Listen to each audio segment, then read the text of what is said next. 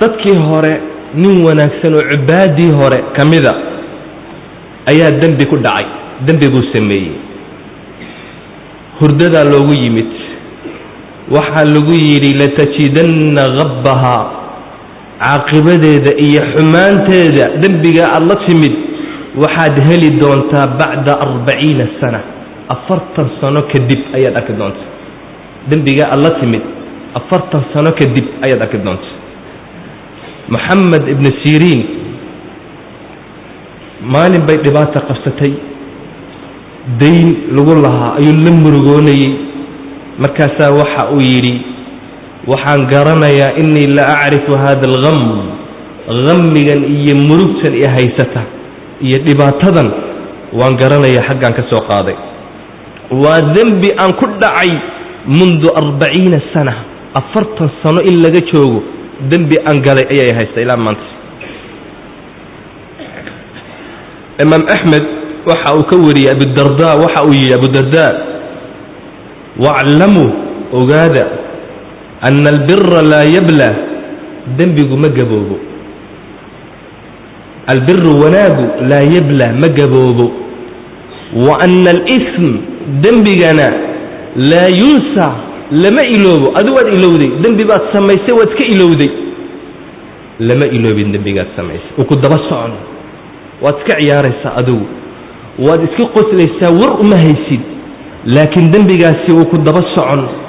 beri dambe ku qaban doonaa. waxaa laga yaabaa inuu adiga iyo awlaadaada uu ku qabto.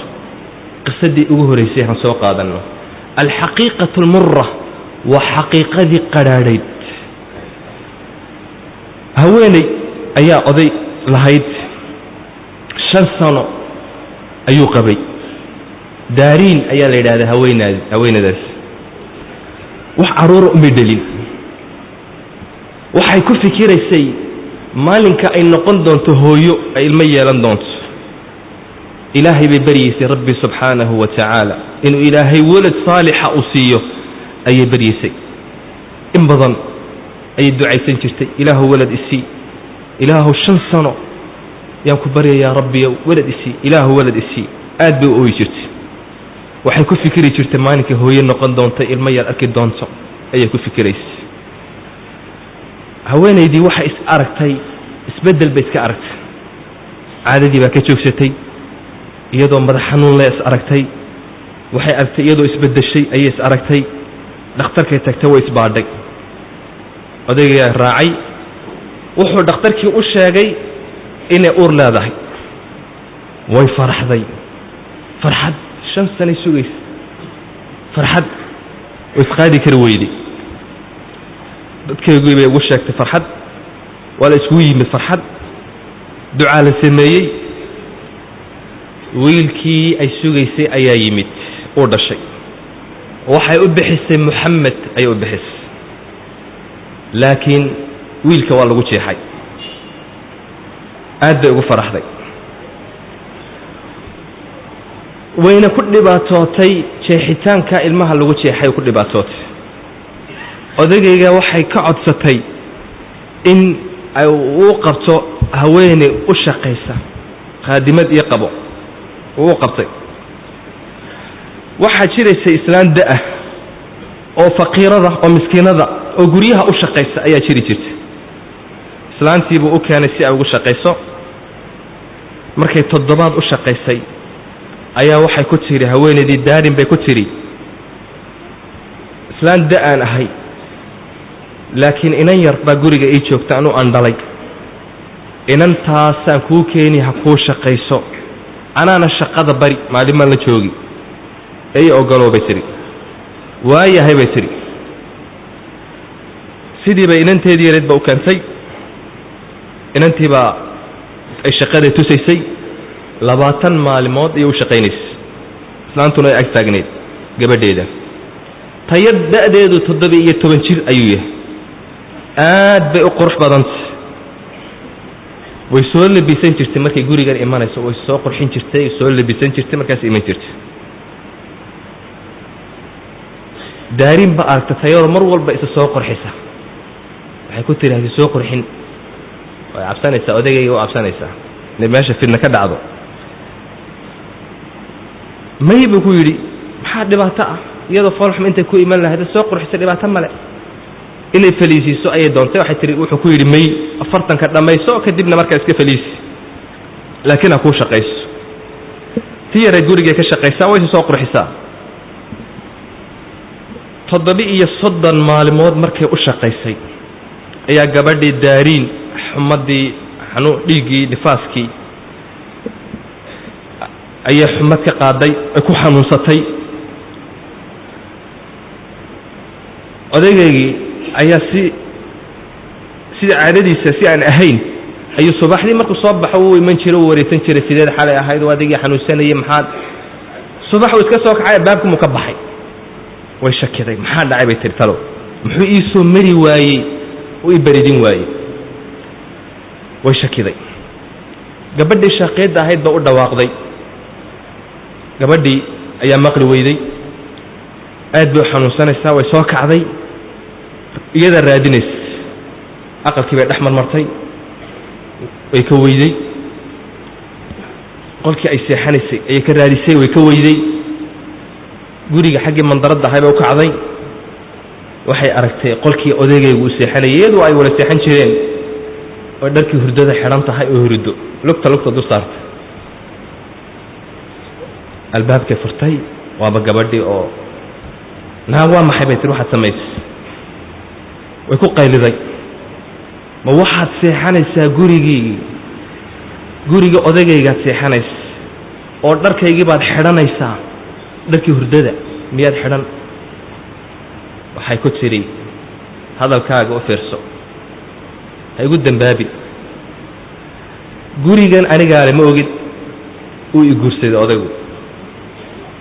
in 7 laga joogaba caruusad baan ahay arrintiiba meesha khilaafa ka yimid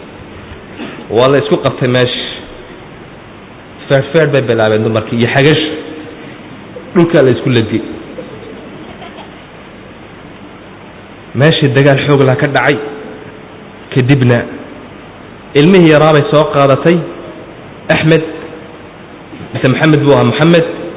way la soo dhaadhacday hoostay la joogtaa odaygii baa yimid isagoo lalaya aaway buu yidhi waxay tiri kor bay joogtaa uu dhawaaqay ummu Maxamed xagee joogtaa albaabkiiba furay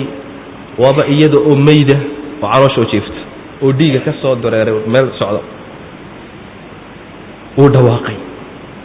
khadimadii baa soo oroday meeshii bay timid waxay tiri maxaa dhacay subxaanallah iyadoo fiican ayaan ka imid hab kori ma ku ori meesha ma kori karaysid laakiin way kortay xagiibuu dhawaaq u dhuftay akhiiran waxay socotaba qisadii dadkii jaarka yimid dhakhtarka loola orday dhakhtarkii wuxuu sheegay inay dhimatay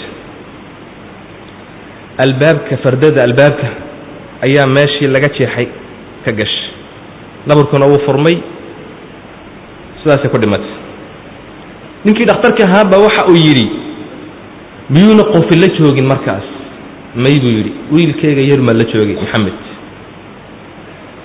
waa qadar ilaahay baa la yidhi saasaa lagu aasay 3 maalmood kadib markii la aasay ayuu reerkoogii ayuu u dhawaaqay gabadha xaaskiisan dhintay uu ogeysiiyey gabadhiina way dhimatay ee kaalaya aabaheed hore u dhintay ahayd hooyadeed iyo walaalkeed baa yimid waxay ku soo tashadeen inay wiilka yarna ay qaataan Maxamed ay korsadaan iyagu u soo dhaweeyay inantii shaqeeda ahayd meesha taagan magaceegana Jamaalaad baa la yiraahdaa meesha joogta ayaa aragtay islaantu waxay ku tiri odayay ku tiri gabadhani waa ayo Abu Maxamedow waa ayo gabadhani waxa uu ku yiri innaha zawjati wa haweenaydii daarin iyadoo aan nool baan guursaday gabadhan masaasa bay tiri ha way shakiday markaa waxay tiri gabadhaydii yaa dilay see u dhimatay waan ka shakisanay habkaad iigu sheegtay inay u dhimatay gabadhan may joogtay ها gabadha waan qabay laakiin lamay joogin maalinkaas qadar allah dushay fuushay baabka jeeday naburkaas ku furmay gabadhii yareed bay eegtay arusadii jiliidka ahayd waxay tiri maxamed oo idagayso إذا كانت الحقيقة اختفت عن المخلوق حقيقة هذا كقرصوناتي مخلوقا أي كقرصونتها حقيقة فلن تختفي عن الخالق إله خالق كقرصوناني ميس ولي إلو دنبيجن مو لا إسك إلو بي لكن إله إلو بمايو وأكو دبص عن أرنتاسي أبو محمد وما أبين أرنتاس waxa uu yiri kullu insaan yaakhudhu nasiiba qof walba nasiibkiisu qaadan way dhimatay nasiib Abu Muhammad waxa uu doonay inuu sharaab iyo shuba oo iska diiday islaantii way xanaaqsantahay waxay tiri ilmahan korsanayna anaka ka xaysanayna waayahay buu yiri waxa uu ku yiri bishii walba masruufkan keeni may bay tiri anaka korsanayna adeerkii ayaa wiilka qaaday way baxeen haweenaydii shaqeeda ahayd jamaalaat la oranayay gurigii viilada ahaa ayay ku nimcaysataa oo ku dhax noosh marna dushay tagtaa marna hoos nolol fiican ayay ku noosh faqirnimadii way ka raysatay xaalkeegu wanaagsanaaday sanad kala soo maray si wanaagsan sanad kala soo maray si wanaagsan caruur bay u dhashay 8 wiil iyo 3 hablood ayay u dhashay waa mis كوبية طبعا يودش ماني والبقرح بقوا بيريسي بس كانت بقى فقيرة ده وحدها يتم نمعد بيسوقش لكن ذنبي قميرة إلهي أدونك سواء كاذية مركو قبطنا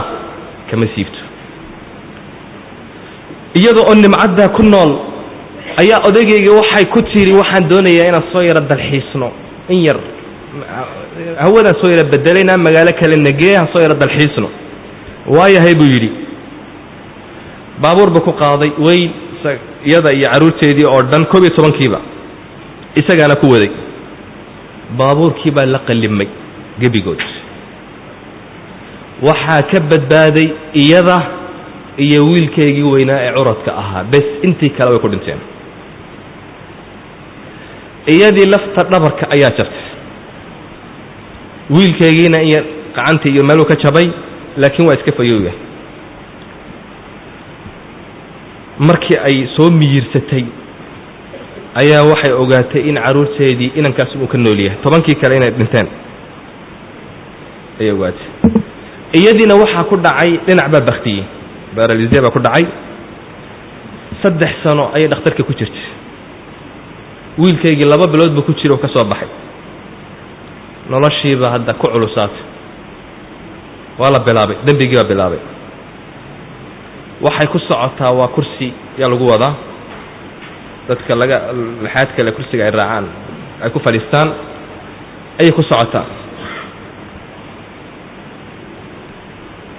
wiilkeegii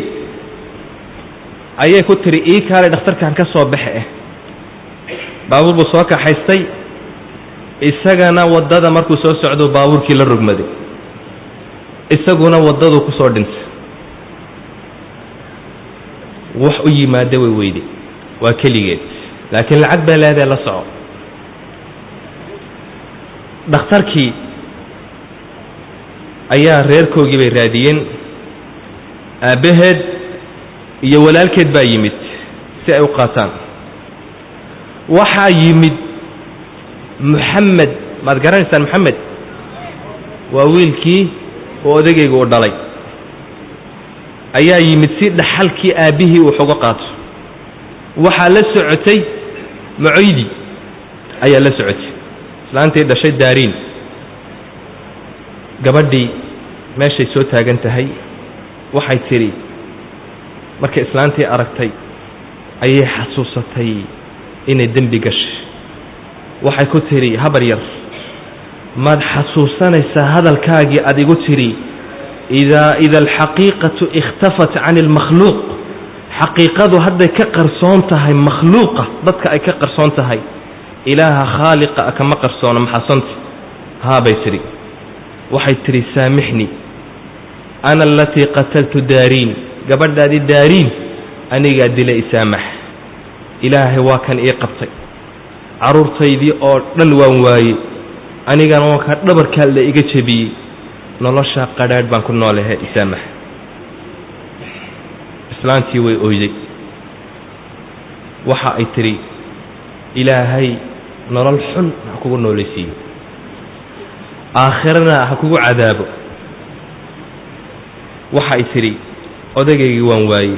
awlaadaydii waan waayey shabaabnimadaydii iyo caafimaadkaygii waan waayey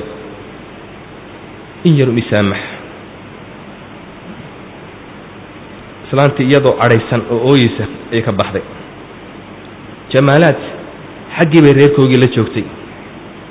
aabbaheed baa dhintay walaalkeed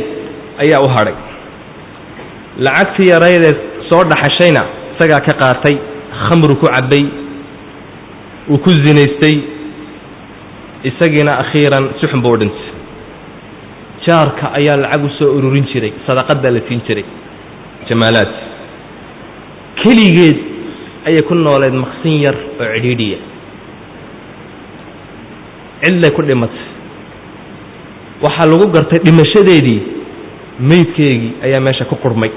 markaasay jaarkii uriyeen meydkii cadaabka aakhirana waa ka daran yahay dembigu waa sida ilaahay rabbi subxaanahu wa tacaala uu kuu kaadin laakiin maalinka uu ku qabto rabbi ku naxariisani maayo waad iska noolaan waxoogaa waad iska jiri